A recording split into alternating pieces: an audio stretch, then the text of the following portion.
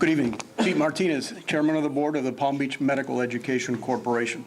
So what's this wonderful thing that we call the Cuban's health system? It is somewhat distorted because there's actually not one Cuban health system. There are actually three. They get intertwined every once in a while in order to present a given opportunity or present a different face about our health system. The first element of a health system is actually what we call medical tourism.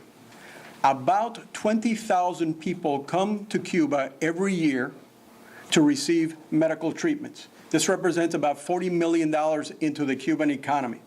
What they come here for, or they come to Cuba for, is cosmetic surgery, ophthalmology, orthopedic, and regenerative diseases, which include Parkinson's and muscular dystrophy.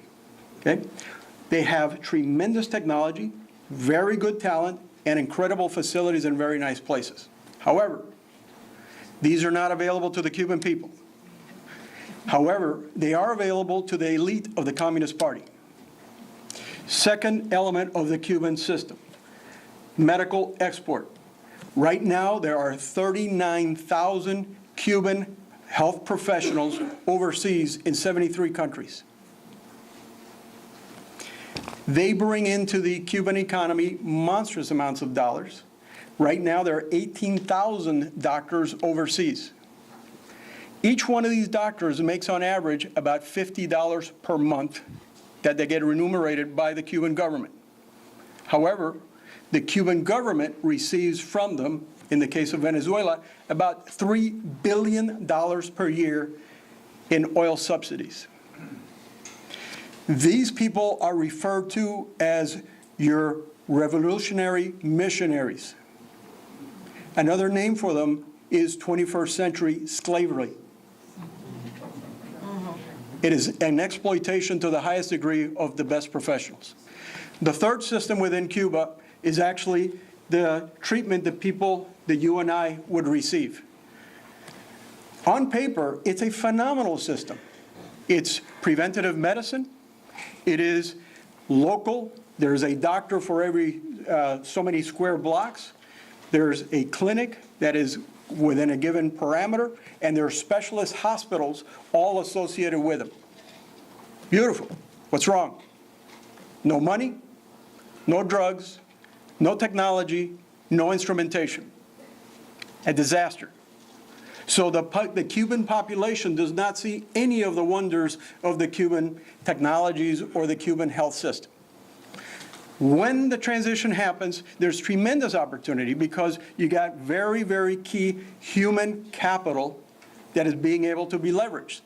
So the first thing you do is actually change, not necessarily to what Cuba was or what Cuba is, or even what the United States health system is all about. All of these are outdated and flawed. You actually go with a model of the 21st century.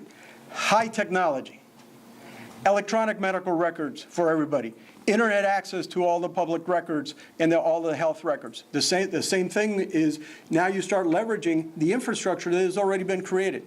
If we can actually develop an economy based on medical tourism, just like Costa Rica, just like Colombia, just like Thailand, just like India, we have a massive opportunity just from the United States.